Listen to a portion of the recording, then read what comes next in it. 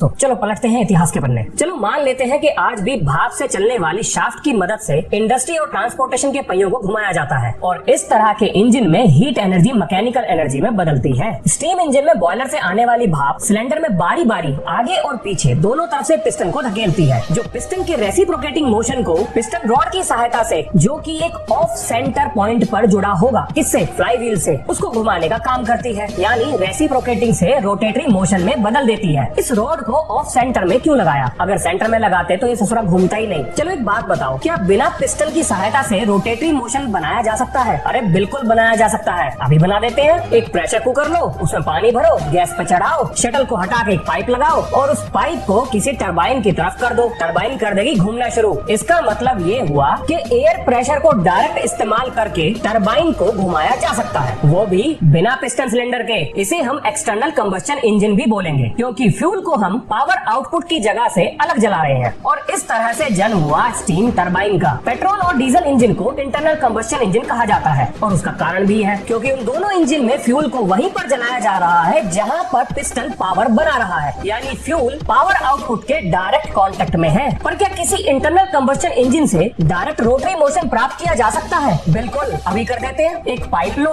उसके अंदर बहुत तेजी से हवा भेजो, थोड़ा सा फ्यूल डालो और उसको जला दो। पाइप के अंदर मौजूद गैसेस बहुत तेजी से एक्सपेंड होंगी और बाहर की तरफ जाने की कोशिश करेंगी और ये बाहर निकलती हुई गैसेस एक टरबाइन के ब्लेड को घुमाएंगी और यहीं से रखी गई थी नींव जेट इंजन की। अब इस टरबाइन से एक शाफ्ट जोड़कर एक कंप्रेसर लगा दो, जिसका काम होगा बहुत सारी हवा को कंप्रेस करके और तेज गति से कंबस्शन चेंबर की तरफ धकेल देना। चलो इसे एक पेट्रोल इंजन से कंपेयर करते हैं। उसके इनटेक स्ट्रोक में हवा और फ्यूल का मिक्सचर कंबस्शन चेंबर में एंटर करेगा और हमारी गैस टरबाइन में हवा एंटर करेगी। फिर आता है कंप्रेशन स्ट्रोक, जिसमें उस मिक्सचर को कंप्रेस किया जाएगा और हमारी गैस टरबाइन में ये काम करेगा कंप्रेसर डिस्क। फिर आता है पावर स्ट्रोक, जिसमें उस मिक्सचर को जलाया जाएगा और ये काम करेगा हमारी गैस टरबाइन में लगा हुआ एक बर्नर। उसके बाद आता है एग्जॉस्ट स्ट्रोक, जिसमें जली हुई गैसेस बाहर निकल जाएंगी और हमारी गैस टरबाइन में भी जली हुई गैसेस बहुत तेज रफ्तार से बाहर निकलेंगी और यही तेज रफ्तार टरबाइन ब्लेड्स को घुमाएंगी, जिससे कनेक्टेड एक शाफ्ट कंप्रेसर को घुमाती रहेगी और बन गया अपना जेट इंजन। बस इसमें एक ही फर्क है, वो ये कि गैस टरबाइन में सारे काम एक साथ हमेशा होते रहते हैं। पेट्रोल इंजन की तरह एक के बाद एक सीक्वेंस में नहीं होते। बस एक बार आप बर्नर चालू करो और गैस टरबाइन एकदम मक्खन की तरह चलेगी। चलो अब जाते हैं इसकी डिटेल में और लगाते हैं इसमें कुछ कंप्रेसर डिस्क। अब ये क्या काम करेंगी? ये बढ़ाएंगी हवा का दबाव। इसमें लगी कुछ डिस्क घूमेंगी और कुछ रहेंगी स्थिर, जिसकी वजह से आती हुई हवा बहुत ज्यादा और बहुत तेजी से कंप्रेस हो जाएगी और अंदर जाती हुई हवा की रफ्तार भी बहुत ज्यादा बढ़ जाएगी। क्या इन डिस्क के नंबर को घटाया और बढ़ाया जा सकता है? बिल्कुल बढ़ाया जा सकता है और घटा भी सकते हैं। ये बात निर्भर करेगी हमारी जरूरत पर। किस तरह की जरूरत पर? अगर आपको अपना इंजन और ज्यादा पावरफुल बनाना है, मतलब उसे बड़ा बनाना है, तो आप उसमें डिस्क बढ़ा सकते हैं। पर याद रखिएगा, सिर्फ डिस्क बढ़ाने से इंजन की ताकत नहीं बढ़ेगी, आपको उसकी बाकी चीजों में भी सुधार करने पड़ेंगे। चलो मान लेते हैं हमने बहुत सारे डिस्क लगा दी। अब इससे हवा कंप्रेस होके जाएगी कंबस्शन चेंबर की तरफ, जहां पर लगा हुआ एक फ्यूल नोजल उस हवा में फ्यूल को स्प्रे करेगा और अब इस मिक्सचर को जलाया जाएगा एक बर्नर की सहायता से। इस मिक्सचर के जलते ही एक्सपेंड हुई गैसेस का इतना जबरदस्त प्रेशर क्रिएट होगा कि वो बाहर की तरफ निकलने की कोशिश करेगा। पर कंबस्शन चेंबर के अंदर तापमान कितने डिग्री तक हो सकता है? लगभग 2500 डिग्री फ़ारेनहाइट तक। क्या इससे भी ज्यादा हो सकता है? बिल्कुल हो सकता है। ये निर्भर करेगा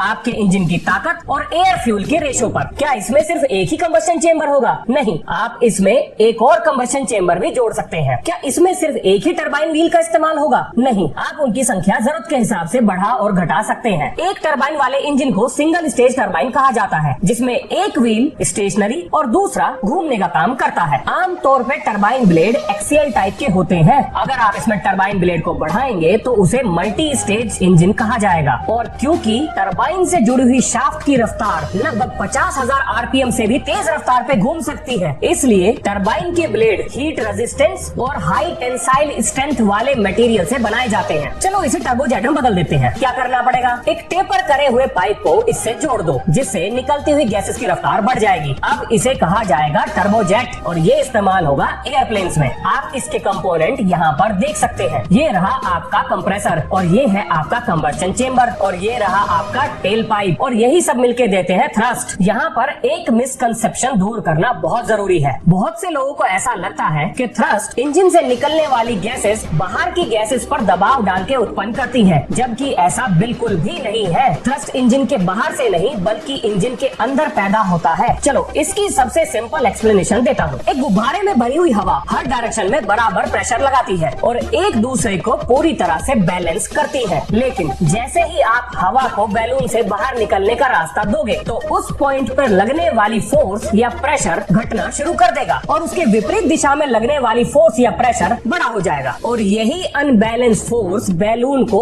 आगे की तरफ धकेल देगी। इसी को कहेंगे हम थ्रस्ट और यही है जेट प्रिंसिपल। अगर अभी भी थोड़ा बहुत कंफ्यूजन रह गया है तो चलो चलते हैं स्पेस में। तो स्पेस में उड़ते हुए रॉकेट इंजन से निकलने वाली एग्जॉस्ट गैसेस किस पर प्रेशर लगाएंगी? वहाँ तो कुछ है ही नहीं। इसीलिए बोल रहा हूँ कि इंजन के अंदर बनने वाली अनबैलेंस फोर्स का प्रेशर ही इंजन को थ्रस्ट देता है। अभी भी कोई कंफ्यूजन है तो कमेंट में लिखना, जवाब जरूर आएगा। चलो मान लेते हैं एक टर्बोजेट इंजन वाले प्लेन को आप लैंड करा रहे हैं और अब आपको अपने प्लेन की रफ्तार को करना है धीरे। तो इस काम के लिए एग्जॉस्ट गैसेस के डायरेक्शन को बदलकर आप अपने एयरप्लेन की रफ्तार को धीरे कर सकते हैं। अब इंजन के अंदर बनने वाली थ्रस्ट ही प्लेन को धीरे करने में मदद करेगी। पर क्या आपको पता है टर्बोजेट में आफ्टर बर्नर का भी इस्तेमाल होता है और इनको लगाने के पीछे का कारण भी बड़ा मजेदार है। बहुत थोड़े से समय के लिए थोड़ी सी पावर अगर बढ़ानी हो तो आफ्टर बर्नर बड़ा काम आता है। देखो आपको ये तो पता है कि कंबस्शन चेंबर में फ्यूल के जलने के बाद एग्जॉस्ट गैसेस बाहर निकलती है, लेकिन उस एग्जॉस्ट गैसेस में थोड़ी सी ऑक्सीजन बिना जले रह जाती है। तो क्यों ना उन एग्जॉस्ट गैसेस में थोड़ा सा फ्यूल डालकर उसे